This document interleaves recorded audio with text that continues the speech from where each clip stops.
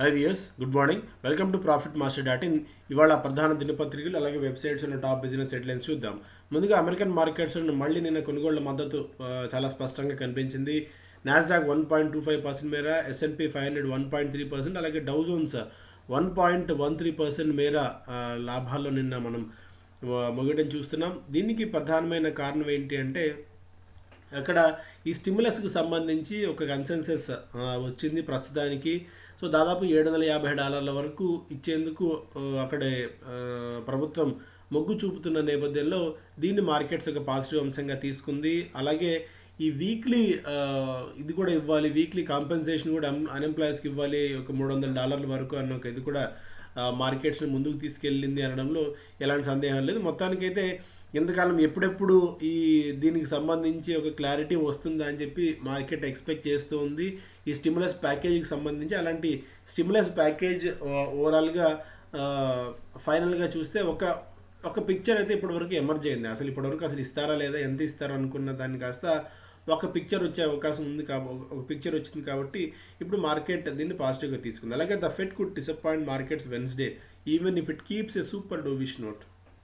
ఇవాళ ఫెడ్ భేటీ కాబోతోంది. ఫెడ్ ఎలాంటి నిర్ణయం తీసుకుంటుంది? The Fed is expected release a new outlook for the economy which is expected to be improved in the longer term because of this availability of vaccines. ఇదొకటి.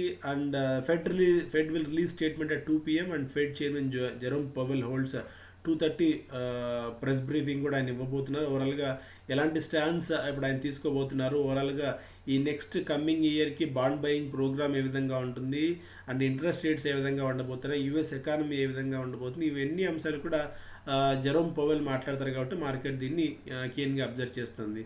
Amazon encourages California warehouse and Whole Foods workers to get weekly covid test. Okay, అదొక major ఇప్పుడే breaking news చూస్తున్నాం.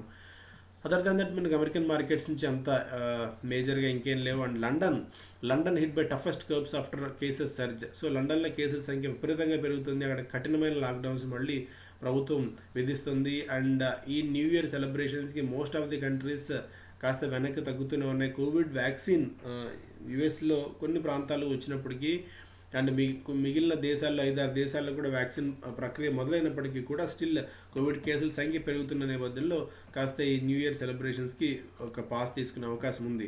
ఓవరాల్గా markets ఎందుకు పెరుగుతున్నాయి?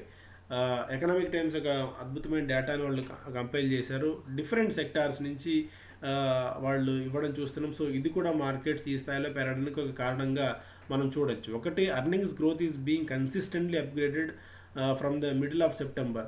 So Bloomberg లెక్కల ప్రకారం మనకి ఎర్నింగ్స్ గ్రోత్ నానాటికి పెరుగుతూనే ఉంది. 38% of Nifty companies beats Q2 estimates, ఒక పాజిటివ్ అంశం.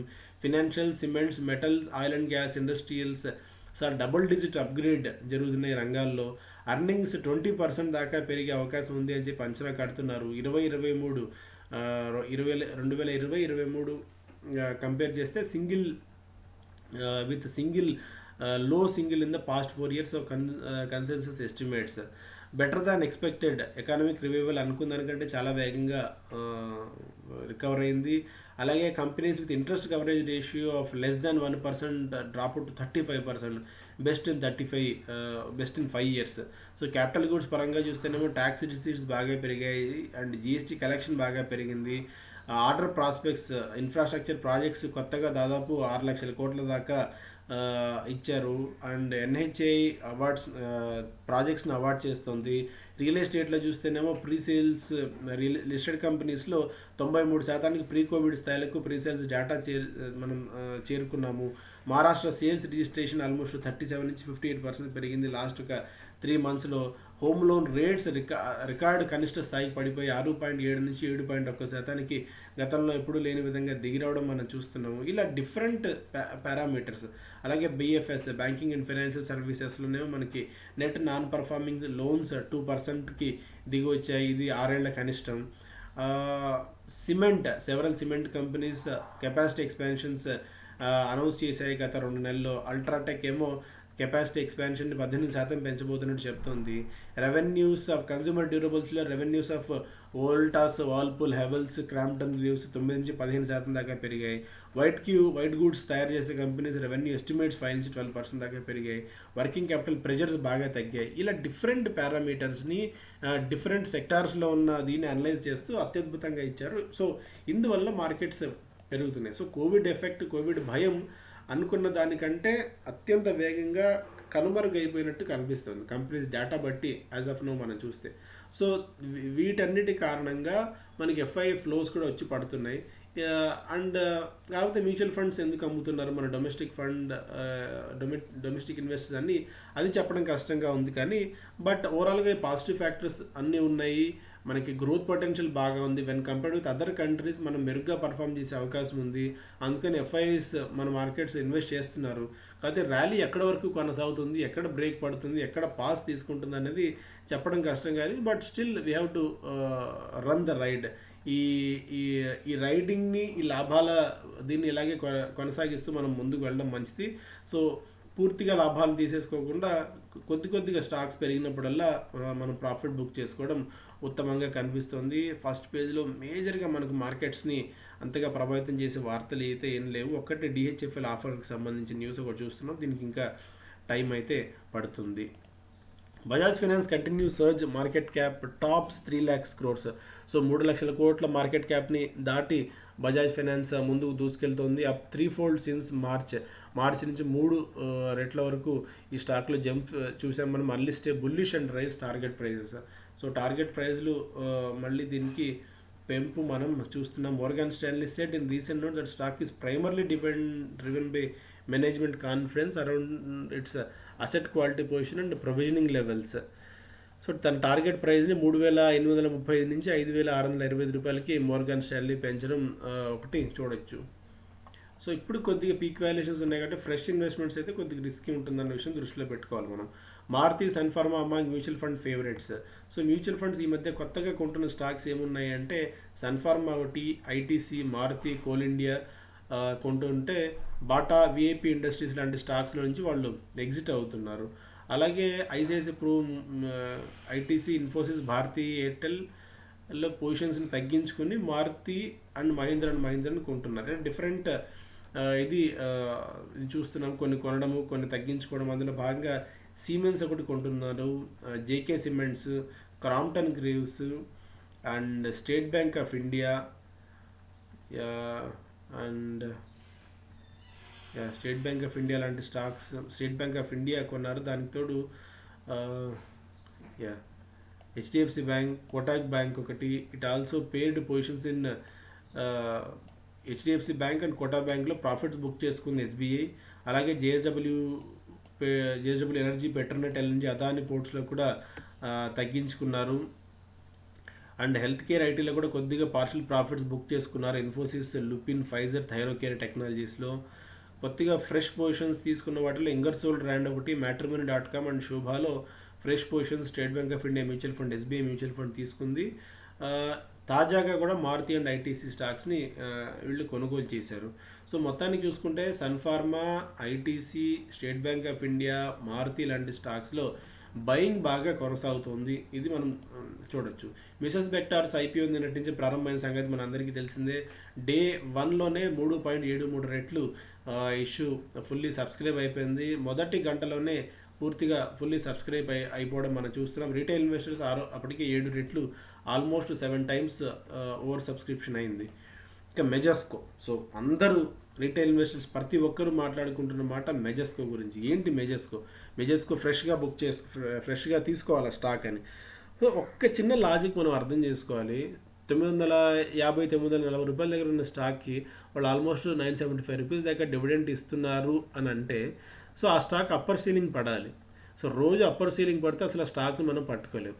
సో మన దగ్గరికి న్యూస్ వచ్చేసరికి ఎట్లా ఉంటుందంటే ఒక ఐస్ క్రీమ్ ఉందనుకోండి, ఐస్లో మన దగ్గరికి రీటైల్ ఇన్వెస్టర్ దగ్గర న్యూస్ వచ్చేసరికి ఐస్ అంతా కరిగిపోయి పొల్ల మాత్రం మన చేతిలో ఉంటుంది. అలాంటి న్యూస్ మనకు వస్తుంది. సో ఇంతటి డివిడెంట్ కంపెనీ ఇస్తుంది అనుకుంటే హెచ్ఎన్ఐస్కి వీళ్ళందరికీ ముందే ఇన్ఫర్మేషన్ తెలిసిపోతుంది. వాళ్ళందరూ స్టాక్ని ఎప్పటి నుంచి అక్యుములేట్ చేసుకుంటూ వస్తారు. మన దగ్గరికి వచ్చిందంటే ఆల్మోస్ట్ అంతా అయిపోయిన తర్వాత పూర్తిగా నాకేసిన తర్వాత మన దగ్గరికి ఇన్ఫర్మేషన్ వస్తుంది. సో మనం దీన్ని చూసి అంత ఓవర్ ఎగ్జైట్ అయిపోవాల్సిన అవసరం లేదు. ప్రతిది market is supreme, market is God. ఒకవేళ మార్కెట్ నిజంగా అంతటి దాన్ని న్యూస్ని తెలుసుకుని ఉంటుంది అనుకుంటే స్టాక్ బాగా పెరిగి ఉంటుంది. సో నిన్న స్టాక్లో అలాంటి పెద్ద చలనం ఏం లేదు, 1-2% దాకా పెరిగింది. ఈ మెజెస్కోలో ఏంటి అంటే హైయెస్ట్ ట్యాక్స్ డివిడెండ్ ఒకటి మనం కట్టాల్సి ఉంటుంది. సో అదొకటి 974 రూపీస్ ట్యాక్స్ డివిడెండ్ వాళ్ళు ఇస్తున్నారంటే మనం 15% దాకా క్యాపిటల్ గెయిన్స్ ఒకటి కట్టాలి. అండ్ ఒకవేళ లాంగ్ టర్మ్లో మనం ఒక ఏడాది ముందు కనుక స్టాక్ కొని ఉంటే 10% వరకు క్యాపిటల్ గెయిన్స్ ట్యాక్స్ కట్టాల్సి ఉంటుంది. షార్ట్ టర్మ్లో ఇప్పుడు ఫ్రెష్గా ఈ మధ్య రీసెంట్గా తీసుకుని ఉంటే 15% వరకు క్యాపిటల్ గెయిన్స్ ట్యాక్స్ కట్టాల్సి ఉంటుంది. అండ్ డివిడెండ్ పరంగా చూస్తేనేమో మనకి 30% వరకు ఒకవేళ 30% ట్యాక్స్ బ్రాకెట్లో పై ట్యాక్స్ బ్రాకెట్లో ఉంటే మనం ఆల్మోస్ట్ 300 రూపాయల వరకు ట్యాక్స్ కట్టాల్సి ఉంటుంది. ఆ లెక్కన మనం చూసుకుంటే 40% వరకు మనం నష్టపోయే ప్రమాదం ఉంటుంది. It depends on a tax బ్రాకెట్లో మనం ఉన్నాం, 10, 20 ఆర్ 30 ఏ ట్యాక్స్ బ్రాకెట్లో ఉన్నాం అన్నది మనం ముఖ్యంగా చూసుకోవాలి. గత 6 నెలల్లోనే స్టాక్ ఇప్పటికీ 175 రూపాయల దాకా పెరిగింది. Retail investors should look at their tax brackets as dividend is taxable as per the income tax slab. So income tax స్లాబ్ని మనం దృష్టిలో పెట్టుకొని ఈ స్టాక్ని అసలు తీసుకోవాలా వద్దా అన్నది చూడాలి. సో ఇంకొంతమంది ఏంటంటే ఫ్రెష్గా నిన్న దాదాపు ఒక 1000 కోట్ల రూపాయల మేర డెలివరీ జరిగింది ఈ స్టాక్లో. సో ఇప్పుడు ఈ స్టాక్ ఎందుకు ఉంటుందో అర్థం కావట్లేదు. ఈ స్టాక్ని ఇప్పుడు ఎక్స్ డివిడెంట్ అయిపోతే స్టాక్ జీరో అయిపోతుంది, ఆర్ఎల్స్ 8 రూపాయలకి 10 రూపాయలకి స్టాక్ పడిపోతుంది. ఈ టైంలో స్టాక్ కొనడం వల్ల పెద్దగా ప్రయోజనం అయితే ఏమి ఉండదు. ఎందుకంటే ఈ రికార్డ్ డేట్ అయిపోయిన తర్వాత, ఎక్స్ డేట్ అయిపోయిన తర్వాత కంపెనీలో value is nothing. So company ఇప్పటికే తమ ఆస్తులను పూర్తిగా తమ ఆ ప్రోడక్ట్ని వీటన్నిటిని అమ్మేసుకుని సొమ్ము చేసుకుంది. సో అలాంటి కంపెనీస్లో ఏం లేదు, జస్ట్ షేర్ హోల్డర్స్ లాగా మనం ఉంటాం అంతే. సో కంపెనీ దగ్గర ఇప్పుడు ఏముంది, 130 కోట్ల రూపాయల క్యాష్ ఒకటి ఉంటుంది, 103 crores ఆఫ్ క్యాష్ ఉంది, అలాగే 70 crores worth of real estate ఇది ఒకటి ఉంది. సో ఇది తప్ప ఇక కంపెనీ ఈజ్ జీరో. కంపెనీలో యాక్టివిటీ ఏమి ఉండదు, కంపెనీలో వాళ్ళు చేసేది ఏం లేదు, ఎందుకంటే బిజినెస్ మొత్తం అమ్మేశారు కాబట్టి. జస్ట్ ఏమీ లేని కంపెనీలో ఒక షెల్ అని చెప్పలేం, కానీ ఏమీ యాక్టివిటీ లేని జీరో యాక్టివిటీ ఉన్న కంపెనీ మీరు షేర్ హోల్డర్గా ఉంటారు. సో ఏదైతే ఇప్పుడు మీకు డివిడెండ్ రూపంలో డబ్బులు వస్తాయి, ఆ డివిడెండ్కి మీరు ట్యాక్స్ చెల్లించాలి, డివిడెండ్ ట్యాక్స్ ఒకటి చెల్లించాల్సి ఉంటుంది. అవన్నీ చెల్లించిన తర్వాత మీకు వచ్చే బెనిఫిట్ పెద్దగా అయితే ఉండకపోవచ్చు. ఒక రకంగా చెప్పాలంటే ఇంకా 7-8 రూపీస్కి స్టాక్ పడిపోయే అవకాశం కూడా ఉంటుంది. సో దానికి తగ్గట్టు అన్ని ప్రిపేర్ అయ్యి మీరు తీసుకోండి. కానీ సో ఇదేదో అద్భుతం జరగబోతోంది, అది ఎవరికి తెలియని ఇన్ఫర్మేషన్ ఇప్పుడు మనకు తెలిసింది, ఇదేదో ఇంతవరకు చరిత్రలో ఎప్పుడు జరగని సన్నివేశం అని చెప్పి మాత్రం డబ్బులు పెడితే ఇరుక్కుపోతారు అనడంలో మాత్రం ఎలాంటి సందేహం లేదు. The stock it's adjusted to dividend 1 day prior to the record date. That means the stock price will fall to 8 rupees on the ex-dividend date based on Tuesday's closing price. Whereas an investor with a tax bracket of 30% will have to pay a tax of 292 rupees per share, which implies a loss of 40% if an investor holds the stock for dividend. ఇంకొంతమంది పెద్ద హెచ్ఎన్ఐలు dividend తలనొప్పి లేకుండా షేర్ని ముందే అమ్మేసుకొని dividend కూడా తమకు అవసరం లేదని అమ్మేసుకొని వెళ్ళిపోతున్నారు. ఎందుకంటే డివిడెండ్ కూడా వస్తే ట్యాక్స్ కట్టాల్సిన అవసరం ఉంటుందన్న ఉద్దేశంతో. సో ఈ లాజిక్లన్నీ తెలుసుకోకుండా ఊరికే గుడ్డిగా కొంటే మాత్రం ఇరుక్కుపోతామనడంలో ఎలాంటి సందేహం లేదు. తులసి said some investors are buying the stock oblivious of the dividend tax. ఈ said possible selling by existing shareholders will continue to weigh on the stock until the record date for dividend December 25th. కొంతమంది stock కూడా కొంటున్నారు కాబట్టి so కాస్త జాగ్రత్త వహించండి ఇలాంటి నిర్ణయాలు మీరు తీసుకునే ముందు. సో డిఫెన్స్ ప్రొడక్షన్ బాగా పెరుగుతుంది అని చెప్పి మినిస్టర్ ఆఫ్ డిఫెన్స్ చెప్తున్నారు. హెచ్ఏఎల్ ఒకటి, బిఈఎల్ ఒకటి, వీటిలో మళ్ళీ పూర్తి స్థాయిలో ఫుల్ లెంత్ మనకి ఇది జరుగుతోంది, ఫుల్ లెంత్ ప్రొడక్షన్ యాక్టివిటీ జరుగుతుంది. సో రాబోయే రోజుల్లో ఇది మరింత బాగా పర్ఫామ్ చేసే అవకాశం ఉంది. ఇనిషియల్గా కొద్దిగా ఇబ్బందులు పడినప్పటికీ కూడా ఫుల్ లెంత్ మళ్ళీ తమ పూర్వ వైభవం తెచ్చుకుంటున్నామని చెప్పి ప్రభుత్వం చెప్తోంది. అండ్ ఫస్ట్ పేజ్లో బిజినెస్ స్టాండర్డ్లో Pfizer set to fix lower price, India కోసం కొద్దిగా ధరలు తగ్గిస్తామని చెప్పి ఫైజర్ చెప్తుంది. Small firms sharp decline in staff cost, salary bill తగ్గింది అండ్ డిఫరెంట్ ఖర్చులు తగ్గాయి కాబట్టి చిన్న కంపెనీస్కి ఇది బాగా కలిసి వచ్చింది లాక్డౌన్ అనేది ఒకటి న్యూస్ మనం చూడవచ్చు. సో బిజినెస్ స్టాండర్డ్లో ఇది. సో ఇంతకు మించి మేజర్ న్యూస్ మనకు లేవు. So I request each and every one to like చేయండి, షేర్ చేయండి, సబ్స్క్రైబ్ చేయండి. అండ్ ఫండమెంటల్ అనాలిసిస్ వెబినార్ ఈ శనివారం నుంచి మనకు జరగబోతుంది.